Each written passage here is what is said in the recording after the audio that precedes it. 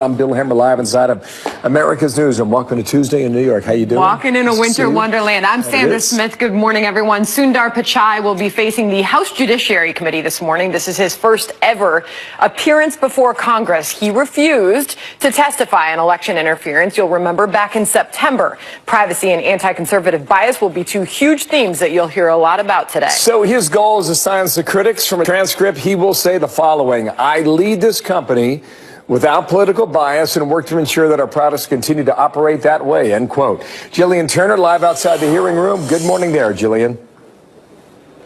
Good morning, Bill and Sandra. Lots of excitement and tension awaiting the arrival of Google's CEO. It's a day and a hearing that many on this committee thought might never happen because Google CEO first and most recently declined to participate in a hearing along with his contemporaries in September. Those were the CEOs of Twitter and Facebook. And then this hearing got scheduled for last week, December 5th. But then because of the passing of President George H.W. Bush, that hearing got postponed. So speaking of folks here on Capitol Hill this morning, a lot of them already think he's starting out on the wrong foot.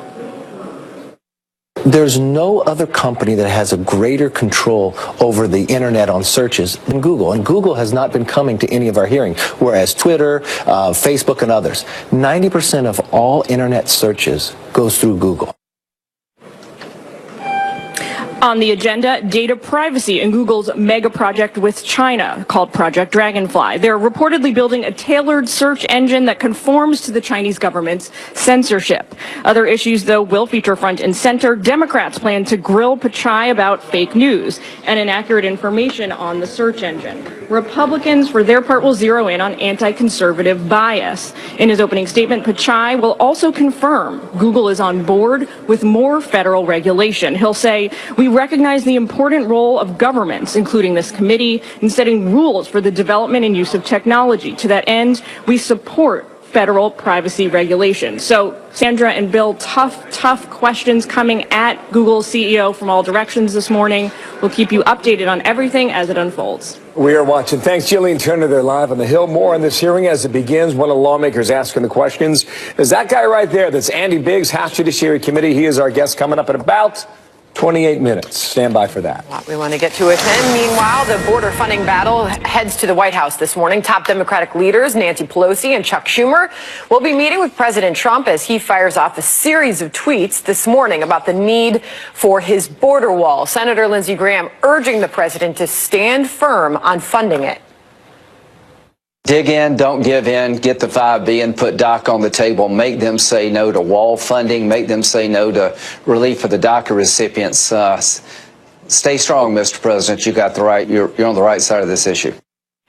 Kellyanne Conway will be joining us live in just a moment, but we are going to begin with White House correspondent Kevin Corke live on the North Lawn this morning. Kevin, what will the president be able to deliver today? Well, listen, Sandra, I think the goal would be to get the Democrats today, I don't know, do a little bit of horse trading, if you will, maybe some wall funding in exchange for maybe a movement on DACA, for example. But keep this in mind, and this is important as you sort of look at the overall picture, the 30,000-foot view. With the race for the leadership on the Democratic side coming up over at the Capitol, we're talking about Speaker of the House, for example, it is highly, and I mean highly unlikely that you're going to see a great deal of movement from the Democrats, Nancy Pelosi and Chuck Schumer. But the president, for his part, remains optimistic. He said this on Twitter not long ago. He said, I look forward to my meeting with Chuck Schumer and Nancy Pelosi. He makes a very interesting reference here, too, Sandra. He says in 2006, Democrats voted for a wall, and they were right to do so. Today, they no longer want border security. They will fight it at all costs. And Nancy must get votes for Speaker, as I just alluded to. But the wall will get built. He goes on to say this: people do not yet realize how much of a wall, including really effective renovation, has already been built. If the Democrats do not give us the votes to secure our country, the military will build the remaining sections of the wall. They know how important it is. Now, there's some question about whether or not they can actually go about building a wall. Maybe they can help secure it by way of National Guard, but that's a whole nother issue. Still, the wall is said to be, and rightly so, the sticking point. Democrats coming into power, as you know, and so we've talked a bit about this idea of a shutdown, Sandra. If that happens, the calculation is they might be the ones to really suffer for it. The president, by the way, was willing to put a lot of things on the table to negotiate with Democrats in exchange for wall funding. And they walked away and they said they don't want to do anything because the extreme left doesn't want to do anything because they want open borders. That's the dilemma where Nancy Pelosi is right now. President Trump wants to throw a temper tantrum and shut down the government over Christmas, over the wall. That's his decision. We love when we get readouts after big meetings. We expect one again today. And, of course, I'll pass along all the details to you once I do. But for now, back to you. And Cork at the White House. Thank you, Kevin. Good deal. Let's bring in Kellyanne Conway, Senior Advisor to the President, Senior Counsel, I should say. Kellyanne, how are you? Good morning and welcome back here to America's Newsroom. How concerned? Always a pleasure. Nancy Pelosi, Chuck Schumer starts in about 90 minutes, about 2 hours from now. How concerned is the White House about a shutdown? Well, look, border security is national security. The president's first and primary duty is to keep the American citizenry safe, and he's trying to do that here. I like what Kevin reminded us, your colleague Kevin Cork, that in 2006 we had something called the Secure Fences Act. Let me go through some of the 26 Democratic senators who voted for that 12 short years ago. Senator Chuck Schumer, Senator Hillary Clinton, Senator Joe Biden, Senator Barack Obama. When politics weren't involved and national security and border security were on their minds, they did the right thing, and we hope they'll do the right thing here. The Democrats have a central question in front of them, Bill. Do they want to keep the government open, or do they want to keep the borders open? Funding for the wall is at stake. You've got $5 billion in a House bill. You got about $1.6 billion in a Senate bill. I think Nancy Pelosi referred to $1.3 billion earlier this week. I don't know what the numbers are. I don't know where they're going.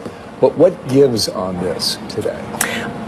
Look, the House bill with the $5 billion is more in line with what the president has asked for. And it's not just a wall. It's not just a physical wall. It is the wall plus. And the president's 3 tweets this morning reflected that.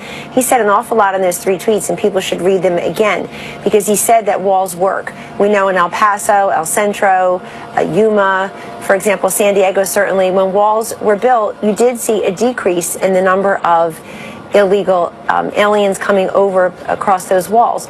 The president has also made a legacy issue and a huge priority of his administration, Bill, stopping the flow of drugs over our southern border.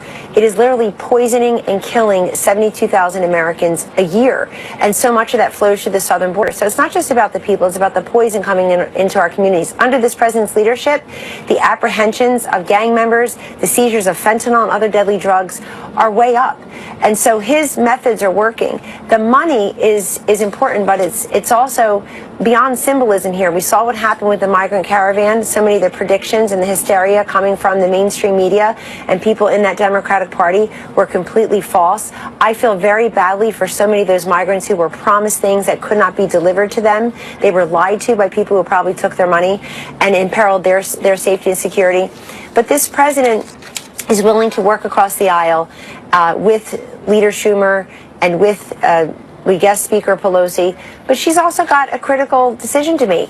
She does not have the votes necessarily for Speaker. It's been really tough for her to get them. So what has she promised some of these outrageously socialist-leaning Democrats in her caucus to become Speaker? It's a good question, but walls work. It's walls plus. And it's also border security is national security. Central question. The president wants to close the borders and keep the government open. Okay. The question for the Democrats are, do they agree? Position. Got it. These waters run deep at that meeting today. I want to move to a couple other things while I've got you here. We talked about the Mueller matter before. I know you refer me to the president's private attorneys.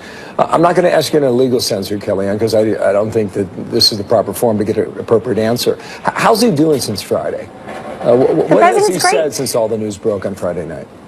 So I've spent an awful lot of time with the president since Friday, traveled with him on Friday. Of course, you know, there was a senior staff dinner with the president and the first lady, which was absolutely lovely and gracious of them. Saw him on Sunday, was with him yesterday.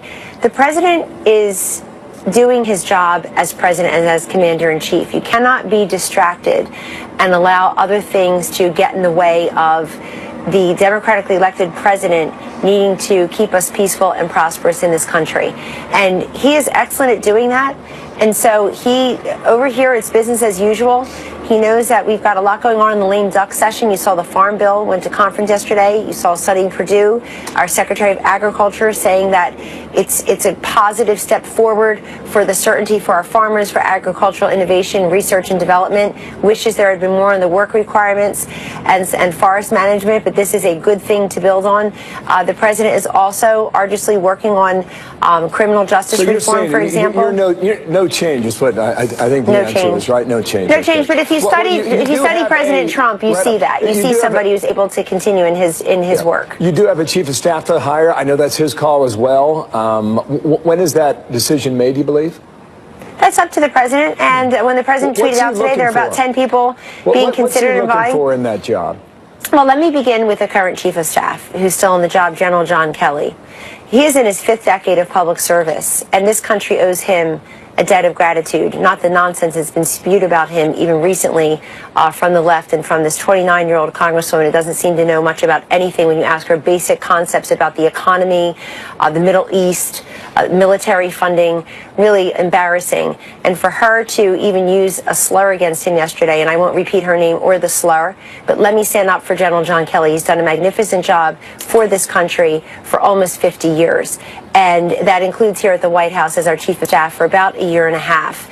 Before that, Secretary of Homeland Security from day one of this administration. And before that, a 4-star general and a gold star dad. And we all owe him a debt of gratitude. He will stay on the job through January 2nd, at least. And I think there will be a very peaceful and pragmatic transition to the next chief of staff. Okay. But the president has many people who want to serve here. Could he stay past the 2nd of January? Would that be something the president would want? That's up to the president, and that's up to the chief of staff, General John Kelly, certainly. I know they both love this country and want there to be a transition to the next leader here. But I want to say something about the role of chief of staff because it doesn't get covered enough. People focus way too much on the chief part, the person who's with the principal most often, the person who is interfacing with the rest of the cabinet, for example. But the of staff part is also important. And I think General Kelly's done a great job making sure that different meetings were staffed, making sure that the staff knew what was happening at all times. And so the chief part is important, but the of staff part is very important as well. There are many people working on this complex and throughout the administration. Let's stay in contact. But he needs somebody who he trusts and who is loyal to the country. Right. I'm out of time, but thank you for yours, and I hope you come back soon. Thank you. Okay, Kellyanne Conway, thank you. We'll see care. when that call is made. Thank you very much. Sandra, what else? This is a Fox News alert. Former Trump campaign chairman Paul Manafort planning to battle back against claims he lied to federal investigators. For DOJ official Tom Dupree will join us live next on all of that. Also, Theresa May looking to avoid further embarrassment. Latest attempt to try and salvage her plan for Brexit. What's going to come of this? All of Europe and the world is watching, Sam. And a tragic end to a days-long search. The military now declaring 5 missing Marines dead. Details on what happened during that mid-air collision. Thought of this happening never even crossed my mind. I never imagined that what he was doing was so dangerous. But he really enjoyed flying. That's Fox News alert. Paul Manafort might be in court later today. Special counsel accusing him of breaking a plea deal by lying to investigators. They also think that he was sharing information with the president's legal team. Tom Dupree, former deputy assistant AG under President George W. Bush. How you doing, Tom? Good morning to you. Is that illegal to share information? Is that against the law? Well, not per se, no. It's okay to share the information, but I will say this. I understand why Mueller's team would be angry with Manafort if, in fact, he was sharing information with the president's legal team. Manafort knows a lot of what Mueller knows. He obviously knows the questions Mueller's been asking. He would know a lot of the evidence Mueller has gathered. And if it turns out that Mueller's team was sharing all of that stuff with the president's legal team, I get it, why the prosecutors would be upset with Manafort. But lawyers, I think they view that as a breach of all the time, good faith. right, Tom? Lawyers do talk all the time, but once you enter cooperation proceedings with a prosecutor, I think it's generally understood that you're not then going to share any information you get out of those interactions with someone else who might be involved in the investigation. That's why they're upset. Okay, now we got all this that was dumped on Friday evening. There's a lot to go through. I know you have over the weekend. I just want to call your attention to one tweet from the president from yesterday. And just so our viewers know, look at the last line in this tweet. Now the Dems go to a simple private transaction, he writes, wrongly called a campaign contribution. It's almost... It reveals a little bit about how the president could defend himself on this, does it not? It does, Bill, and it's interesting to me because you can see the president taking a number of different tacks. He could deny that he had any involvement in it. He could deny that the payments were made. It doesn't seem like that's where he's going. Based on that tweet you highlighted, it seems as though his defense would be a legal one. That is to say, he's not denying he was involved in this payment, but he's saying it wasn't a campaign contribution. It was more of a personal expense, and thus it didn't violate the law. It looks like that's where he's going. But by law, if you use your own money, is that illegal? Well, it depends what you're using it for. If you're using it to contribute to a campaign, you would need to follow all the disclosure laws and those sorts of things. If it's a personal expense, something that he was paying to kind of get himself out of a dicey personal situation, that wouldn't necessarily trigger all of these campaign finance disclosure rules. That's the issue here. It's similar to John Edwards. Was Stormy Daniels working for his campaign? I think the answer is no, right? I think we can answer that question. To that is no. Right. Well, the question here is very similar to the John Edwards situation, you may recall, Bill, where prosecutors went after John Edwards for being involved in a scheme to pay off various women who were involved with him. He was ultimately acquitted or declared a mistrial on all of those charges, but that case presented the same issue. It's when you make a payment of this nature, is it properly described as a campaign contribution or properly described as a personal expense? All right. Wall Street Journal from yesterday, Bill Clinton lied to the public and under oath in a legal proceeding, yet Democrats defended him. Good luck trying to impeach Mr. Trump for campaign finance violations. Tom, do you believe that is where this is ultimately headed? I think ultimately the tribunal that will make a decision on the president's fate, at least in the near term, is going to be the Congress of the United States through impeachment proceedings. That's not to say he will be impeached. It's certainly not to say that he will be convicted. But I don't think the Justice Department is going to indict him. And so ultimately, I think the president's fate is going to rest initially with the House of Representatives and then ultimately with the United States Senate. And my goodness, it's a 2/3 requirement to remove a president from office following impeachment in the Senate. That's a really high bar, as the Bill Clinton history taught us. Thank you, Tom. Tom Dupree, nice to talk to you, sir. Good to see you. From Washington, you bet. 20 past the hour now, Sandra. All right, well, next hour, our headliner, thank you, Tom. Our headliner will be former independent counsel Ken Starr. He is going to join us live.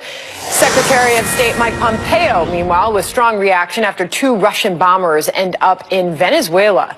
We are live with this developing story next. Accused Russian spy Maria Butina cooperating with federal authorities, prosecutors as part of a plea deal. A source familiar with the agreement telling Fox News she will admit to acting as an unregistered foreign agent. Butina is said to have gathered intelligence on U.S. officials through contacts with the NRA. A hearing is set for her tomorrow afternoon. Well, this is a Fox News alert on those 5 Marines missing off the coast of Japan. They have been declared dead after a near week-long search.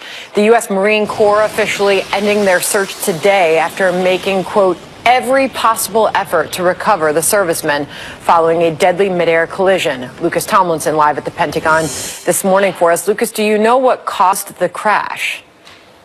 Sandra, officials say it appears the Marine F-18 came in too fast and collided with the KC-130 refueling plane. 28 U.S. service members have been killed in aviation accidents this year. Mid-air refueling is dangerous anytime, especially so and challenging because this one took place at 2 in the morning off the coast of Japan. The pilot would have been wearing night vision goggles. The crash took place 200 miles off the coast of Japan Thursday. Hours ago, Japanese Prime Minister Shinzo Abe sent his condolences to President Trump. Both the pilot and weapons systems officer were able to eject from the F-18, but Marine Captain Jamar Resselard, the pilot, later died. His backseater survived with broken bones. All 5 Marines aboard the KC-130 refueling plane are now pronounced dead. Their names will be released tonight, Sandra. All right, Lucas. And also, we're hearing Russia has sent bombers to Venezuela on a separate note. When is the last time that they did this? Sandra, it's been 5 years, and 2008 before that. A pair of Russian supersonic Tu-160 Blackjack bombers departed an airbase from Russia and flew over the North Pole and over the Atlantic to Venezuela. The U.S. intelligence community was watching the flight even before these bombers took off. These are the same type of bombers which launched cruise missiles into Syria to crush a rebellion for many years, supported by the U.S. Yesterday, Secretary of State Mike Pompeo responded, quote, "The Russian and Venezuelan people should see this for what it is. 2 corrupt governments squandering public funds and squelching liberty and freedom while their people suffer." Today, the Kremlin responded. Secretary Pompeo's comments were undiplomatic. Sandra? Lucas Tomlinson at the Pentagon for us this morning. Lucas, thank you. About 26 past. Back to one of our top stories of the day. We're awaiting a hearing on Capitol Hill. The head of Google about to take questions about political bias in privacy. Congressman Andy Biggs will be in that room for the hearing. He will join us first, telling us what he expects to hear and the questions he will ask. Coming up next. 9:29, about 60 seconds away. Fox's alert now. Trading about to get underway on Wall Street. Markets look to bounce back a little bit from yesterday. And yesterday was interesting, wasn't it? Oh, my. I don't know. We were down. We were up. I think it was about 600-point swing either way, right? All right. Well, finished up toward the end. We're about 30 seconds away from trading, and this is going to be a big day for technology as Google is in focus. Yes. We'll get to that, back to our top story in just a moment. But watching those shares that have taken the biggest hit in recent weeks in this sell-off, some of those are technology names. And so here we are, Tuesday of another wild week. I was just trying to find this. There's the bell. I was just trying to find this tweet from 1 hour ago. The president said, quote, very productive conversations going on with China. Watch for some important announcements. Did not give a date or a time, but maybe that's today. We shall watch it, right? Well, that possible progress is leading to, look at that, already a 330-point jump in the Dow first few seconds of trading. So a lot of optimism. My neck is sore. Right? Today's Tuesday? Put your seatbelt on. It's only Tuesday. Nice to see you, though. 24,741 for the Dow 30 right now. 9:30 here in New York. Now back to our top story this morning. Google CEO Sundar Pichai set to testify before the House Judiciary Committee in about a half an hour amid claims of political bias within his company. Pichai is expected to deny all of that. And here is part of his prepared statement saying, quote, I led this company without political bias and work to ensure that our products continue to operate in this way. To do otherwise would go against our core principles and our business interests. We are a company that provides platforms for diverse perspectives and opinions and have no shortage of them among our own employees. Let's bring in House Judiciary Committee member Andy Biggs. Congressman, thanks for coming on this morning. A big day today. How did you perceive that statement from the Google CEO? It's exactly what I expected, and I think words are cheap, but actions speak louder than words. We have everything from email chains to former employees talking about political bias. There's also bias against their competitors, whether it's their payday loan business, and also what they're doing in China. What is your tolerance for political bias within a company like this? Would it be okay if they just came out with it and said that this exists and that they continue to operate the way they are? Or are you trying to regulate them? Well, I don't really want to regulate them. I want the market to regulate them, but it would be better if they came out and were just transparent and said, look, we have this political bias. Our vice president's doing all he can to help the Democrats get elected. We have other people trying to get Latinos out for Hillary Clinton. And it's organized. I mean, it isn't just a simple matter of one person here and there. It's organized within the company. And if that's the case, then just be transparent about it and let the market say, well, I don't want to be affiliated with that company. There's other places to do my searches, et cetera. So Pichai didn't show up last time. He's going to be there today. Right. You will be in that room. What will you ask him? I'm going to ask him specifically about competition. I want to ask him also about liability, about human rights violations. So if Google, for instance, is data sharing and providing censorship resources for the Chinese government, who has millions of people in political prison, does he think he should be criminally liable for that? And I think that's important to get from him. These leaked emails, I know you've already referenced them initially here, that show Google employees plotting to ban Breitbart from Google AdSense, which basically dominates the digital advertising market. This would have a devastating effect on the site's ad revenue. Google accounts for roughly 37% of all the digital advertising revenue out there. What did you make when you learned of those the leaked emails, and what did they show? Well, it showed me that there is an organized effort to quash anti-liberal or anti-Google sentiment. So Google has this bias, and they want to crush you if you don't agree with them. So it isn't just Breitbart. We have seen other evidence from like Western Journal and some of the others. But here what we have is an overt expression of political bias and using this incredible monopoly system that they have of searching to crush their competitors, political competitors. And that's a real problem in a free republic like we have. All right, so we'll learn a lot more here and by the way, the timing is really interesting on all of that, right? Because apparently through these leaked emails, we learned that they were seeking to block Breitbart from the AdSense less than 1 month after President Trump took office. So I know that's going to be key in the line of questioning coming from lawmakers in just a short time from now. Meanwhile, got to ask you about the incoming House Judiciary Chair, Jerry Nadler, talking about the allegations that were made in the Michael Cohen memo. He said, if true, these are impeachable offenses. Some of your Democratic colleagues in the House talking about jail time for the president. What do you make of these suggestions coming from your colleagues in the House? Well, there's a lot of them, but first of all, just remember the day after President Trump won the election, Democrats were already seeking to impeach him. They've already filed 3 resolutions to impeach President Trump. And the second thing I'd say is this is an FEC violation allegedly an FEC violation. We don't even know that yet, but they're already jumping the gun and jumping to conclusions, and that's for political purposes, in my opinion. Interesting. So we'll see how all of that goes. And the House Judiciary Committee is front and center today with this Google hearing. Next, I want to ask you about the House Freedom Caucus Chairman Mark Meadows. Possibility of White House Chief of Staff. You felt the need to put out a statement backing Mark Meadows for Chief of Staff. Why are you coming out in such big support of this possible move by the president? Well, I think Mark Meadows first of all, he has the talent and capacity to do this. Second of all, I think President Trump, one of the things that's hindered him is sometimes there's been filters to him of information. And I think Mark Meadows sees the world in some ways very similar to the president as far as political ideas.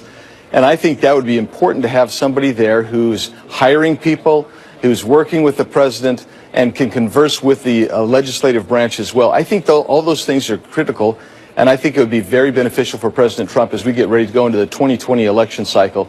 And we need to really shore up what we're trying to do in this presidency and also in the legislative branch. How do you respond to the criticism of the president that the need for a change in personnel in the White House and shakeups a couple years in? Obviously, there is data to back up that this is not the only president to change chief of staff in this sort of time frame, first term in office. But how do you respond to that sort of criticism? Well, I hear it, but quite frankly, I think a change is due, and I think that Mark brings a fresh view to it. But look, it's not unusual to bring in people, and I think that he had someone that I'm not sure was the best for him to begin. I think Mr. Kelly has done a great job at stabilizing things, but I certainly think Mark Meadows would bring in some new energy and invigorate the office with the ideas that the president wants to get through in his platform and agenda. All right, a big day ahead of you there on Capitol Hill. Congressman Andy Biggs, we really appreciate your time on America's Newsroom this morning. Thank you, sir. Thanks, Senator. Let's go overseas right now. Is there a potential disaster looming for Theresa May? She's postponing a high-stakes parliament vote on the Brexit deal as the head of the EU says there is no room for renegotiation. So what's going to come of this? Kitty Logan watching it from London. How's the Prime Minister planning to break the deadlock over Brexit, Kitty? Well, hi, Bill. By delaying that vote, she is hoping to buy more time to find a solution. And today she's visiting European leaders to try and get those reassurances which might convince people back home to support her. Right now, she's having lunch with German Chancellor Angela Merkel in Berlin. Earlier, she met the Dutch Prime Minister. And then this evening, she'll be travelling on to Brussels. The aim to slightly reword that Brexit deal to make it more acceptable to her own parliament. But expectations are pretty low that any significant changes could be made to that document. The EU says the deal is done and they have ruled out reworking it. The deal we have achieved is the best deal possible. It's the only deal possible. No room whatsoever for renegotiation. Now, with the EU so reluctant to rework that deal, it seems highly unlikely that these meetings are going to change an awful lot for the Prime Minister, Phil. Thank you, Kitty. Kitty Logan, we're watching it. Thank you from London today. Well, the LA Lakers defeating the Miami Heat last night, 108-105, in a final showdown between longtime friends LeBron James and Dwayne Wade. LeBron scoring the game-winning three-pointer. This was Wade's last game in Los Angeles before his retirement at the end of the season. The two hugged it out and swapped jerseys. at the end of the game. We do that after the show. I have Smitty in my jacket, and you give me handbags. Did I get out of that one okay? No, let that one sit right there. Republican lawmakers pushing the president not to give up on the fight for border security. We need to get this worked out, and I don't think the president's bluffing. And some folks around here seem to be missing a point. So President Trump's meeting with top Democratic leaders this morning. Can they get a deal? What comes of a meeting like this? Josh Hawley, who is brand new to the Senate, is our guest out of Washington, D.C., coming up right here. Plus, an amazing rescue caught on an officer's body cam as they run into a burning building.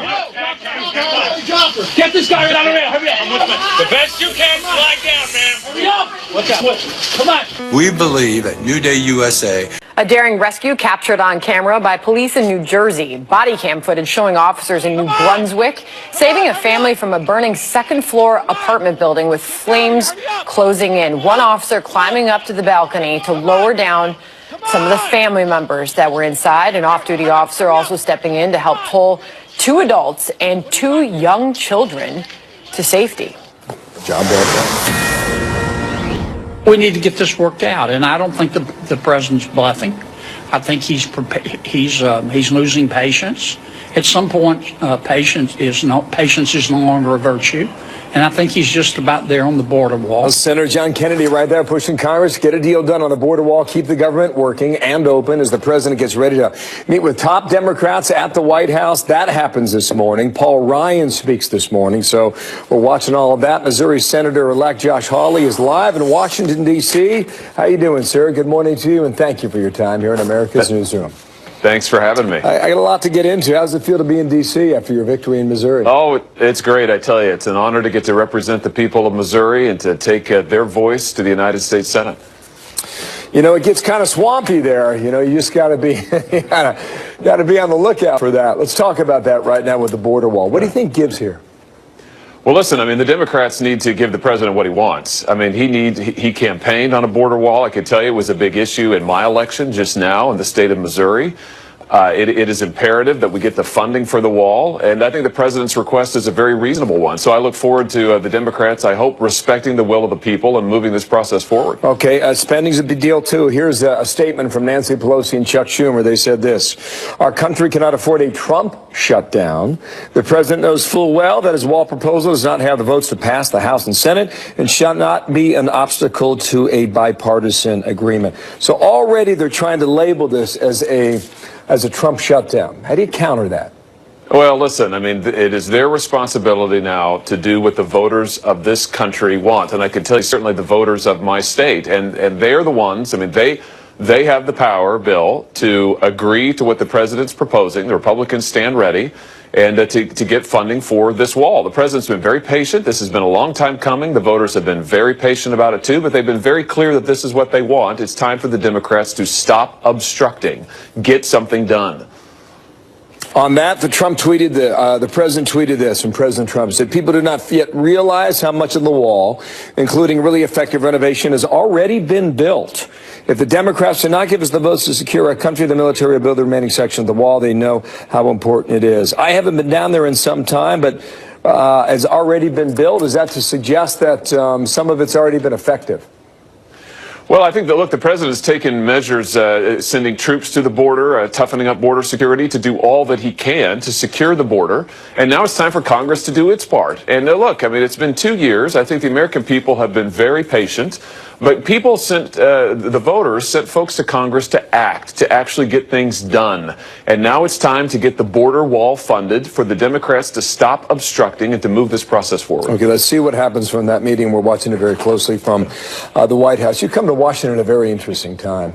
And there was this letter that was penned by 44 former senators. And what they basically argue is that the Mueller report is about to conclude, and then the Democrats in the House are about to commence whatever they decide to do. And here is part of the statement from the letter.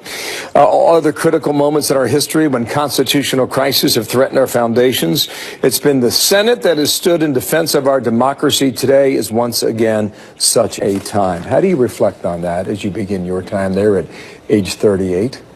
Well, listen, if the special counsel has evidence of collusion, which is what he's supposed to be investigating, he ought to come forward with it. He has had a good deal of time to investigate. He has spent millions of taxpayer dollars. He's got a fleet of lawyers working for him. So if he has evidence, let's have it. Otherwise, it's time to wrap this investigation up. And I'm all for Congress doing its job, but the special counsel needs to do its job, needs to do his job. And so if he has the evidence, let's see it. One more point here. Back home in Missouri, some people are pushing back against you, and they're making suggestions during your campaign that you directed certain employees who were paid by the state to work on your behalf. I've already heard from some in Missouri call it an act of political harassment. What do you call it? Well, look, I mean, it's a Democrat group. It's a former Hillary Clinton staffer who's filed not just this complaint, Bill, but filed lots of complaints against me during the last campaign. This one's from the last campaign. They didn't want me to beat Claire McCaskill, but I did. And now it's time to get on with the people's business, and that's exactly what I'm going to do. How do you respond to this allegation? Brad Woodhouse and others are making that. So it's totally false, completely false in every particular, just like the other. I think it's 7 different allegations, complaints, Bill, that the Democrats have filed against me in the last year and a half. Not a one of them has been successful, and I am not going to be deterred. Welcome to Washington, sir. Josh Thank Hawley, you. Senator-elect there from Missouri. Thank you for your time here. Thank you. We had the arrival of the Google CEO on Capitol Hill this morning, Sundar Pichai. He has arrived to appear before Congress for the very first time. Remember, he was the empty seat who did not show up at a hearing where he was invited. Let's see if we can... What's your main goal for today's hearing? I don't believe he answers any questions there, but we do know that the key questions for lawmakers will center around censorship, as far as Chinese censorship, obviously any sort of conservative bias that exists inside of that company, and a lot of the privacy practices. These are going to be the big questions. You just heard Congressman Biggs of the House Judiciary Committee. He will be in that room. He's got a lot of questions, and this will be a big moment for this big technology giant. All right, new details, meanwhile, on that missing Colorado mom who has not been seen since Thanksgiving Day. The new lead police are now tracking down. Also, Big Brother's watching. A new report suggesting the apps on your phone may be tracking your every move. You think? Every breath you take.